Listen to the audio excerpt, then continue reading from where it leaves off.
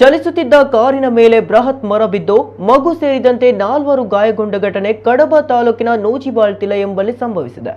ಕುಕ್ಕೆ ಸುಬ್ರಹ್ಮಣ್ಯ ಭಾಗದಿಂದ ಇಚ್ಲಂಪಾಡಿ ಮೂಲಕ ಧರ್ಮಸ್ಥಳಕ್ಕೆ ತೆರಳುತ್ತಿದ್ದ ಕಾರಿನ ಮೇಲೆ ನೂಜಿಬಾಳ್ತಿಲ ಗ್ರಾಮದ ಕನ್ವಾರೆ ಎಂಬಲ್ಲಿ ಬೃಹತ್ ಮರ ಬಿದ್ದಿದೆ.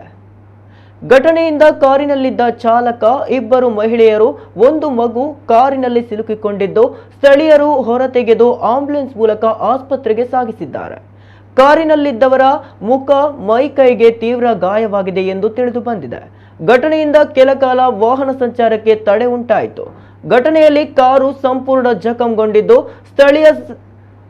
ಸ್ಥಳೀಯರ ಸಹಕಾರದಿಂದ ಮರ ತೆರವು ಮಾಡಲಾಗಿದೆ.